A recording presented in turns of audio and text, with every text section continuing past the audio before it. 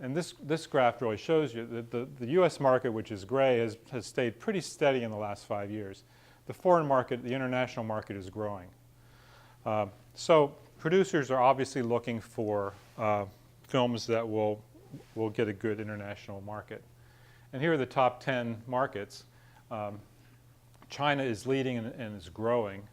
I was surprised to see United Kingdom being in third place here. They apparently spend a lot of money on movies there. And let me give you an example of how this plays out. You can write the world's worst script, have the world's worst movie. It can be a total flop in the United States, like John Carter. Look at the budget, $250. Domestically only made $73 million after heavy, heavy marketing. Foreign made it up.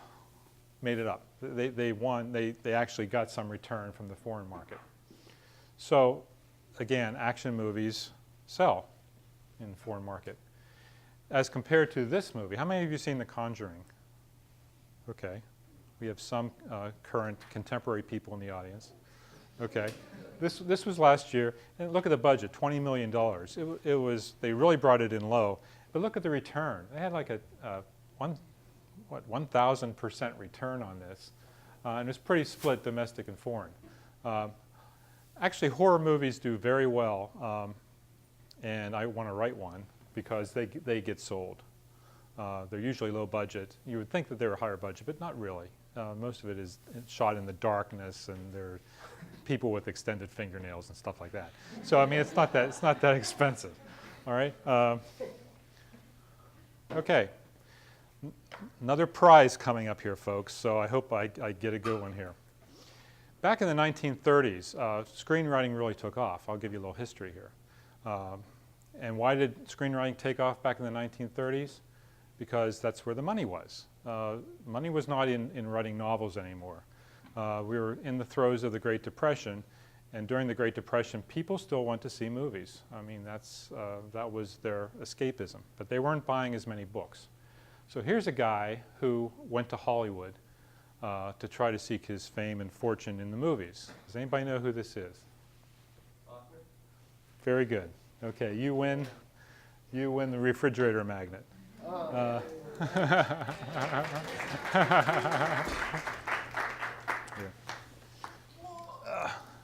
Okay.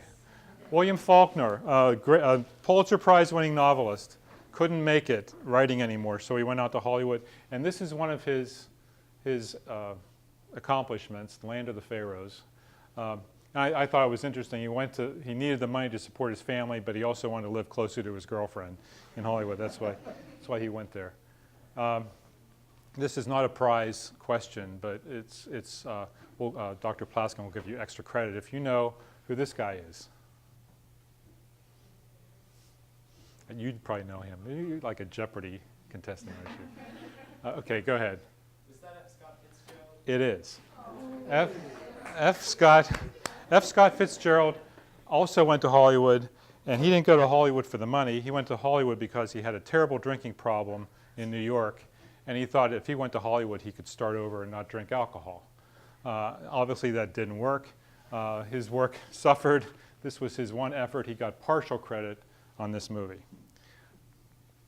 And even the president writes screenplays. You talk about everybody writing screenplays. FDR wrote a treatment for John Paul Jones and tried to peddle it to the studios. They said, "Thank you very much, Mr. President."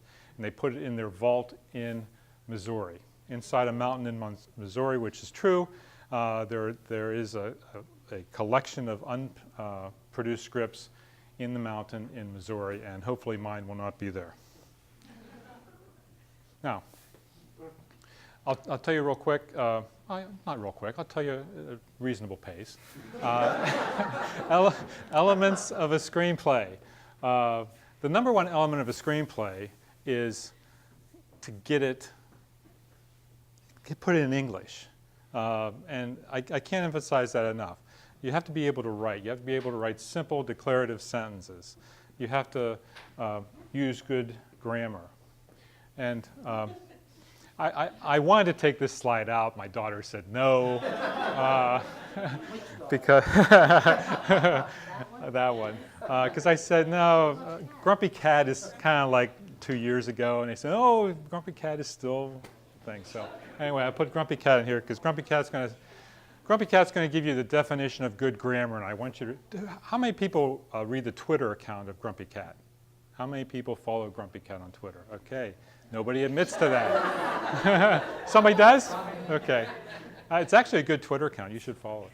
Anyway, Grumpy Cat had the greatest definition of grammar, and I want to share with you, and I hope it won't be deleted from the video.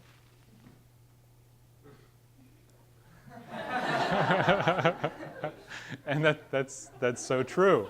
I mean, you have to know your oh, anyway, I'm not going to go into that. Anyway, this is an interesting slide because this is the actual cover page by Quentin Tarantino of his Oscar-winning screenplay Django Unchained. How many people have seen this movie? Oh, good. Okay, you guys are getting there. Okay, this is a wonderfully written movie. It was kind of strange, but I'm saying get it right, get it professional. This is not something you would do. You would not present something like this to be sold. All right. Movies, like any other form of human expression or entertainment, must follow the three-act formula. And as much as you'd like to be free expression, and when I talk to people who want to write screenplays, I tell them, no, you have to follow the form. You have to follow what Aristotle said. You have to follow what Homer wrote, how the ancients did it. And it's basically the hero's journey. And anytime you go to a movie these days, Hollywood really follows this to a T, this three-act structure. And you may find yourself sitting there and saying, aha, now we're done with Act One, he's moving into his journey. And you'll see how this structure plays out.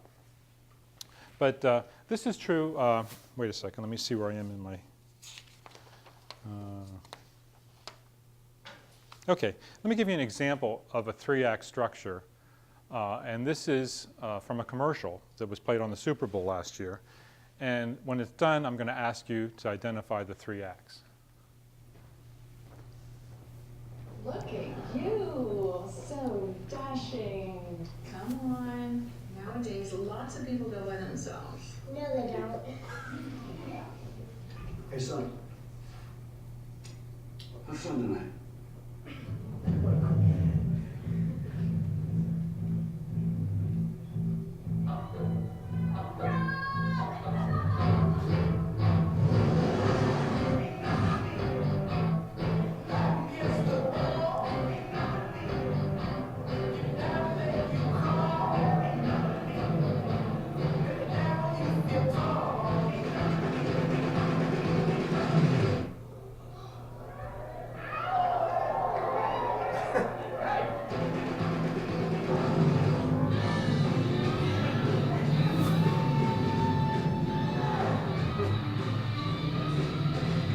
All right, you've all seen that before? I mean, that's played so many times.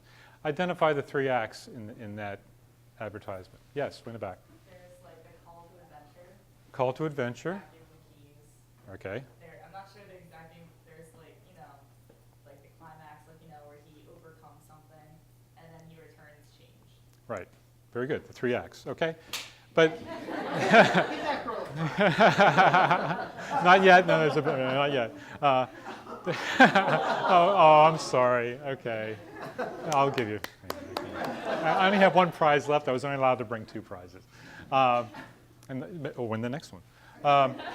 The hero's journey began when? No, when he got in the car. That was the rip into Act 2. Okay, we set up the problem very nicely. That he didn't have a date for the prom. We feel very sympathetic. He had a flaw because he didn't have a date. Even his younger sister was hitting on him a little bit in the beginning. His dad gives him the keys. Throws him the keys. That's what they call the inciting incident. That's the element that propels the protagonist into the second act, and he's going down the road.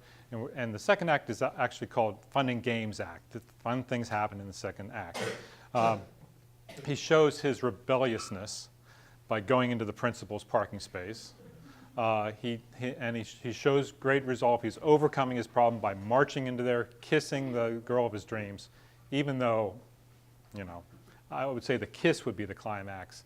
What happened afterward was just basically the resolution into Act 3. But you see how even Madison Avenue takes this 3-act structure and gives you a story in these commercials. And I think that's an excellent example of a good 3-act structure in a very short commercial. And actually movies have the same structure. And this is a diagram that I took from some website where there's Act 1, the inciting incident, the confrontation, and the resolution. And actually when you go to pitch your screenplay to movie producers, they want to know what is the inciting incident, what is the point where the protagonist makes that turn, what is the surprise or the twist in Act 2. They want to know all these things, and it's very formulaic. And then once there's a movie, once they're ready to produce the movie, they actually diagram what happens in these points. I've shown Jaws here. You can't really read this, but this gives you some idea of how they've structured Jaws. Yeah. And let me tell you, I better keep on going. Now, prize time. There's also the 3-act structure is not only in movies, televisions, and commercials. It's also in something else. What is that? Which is a what? Video, right.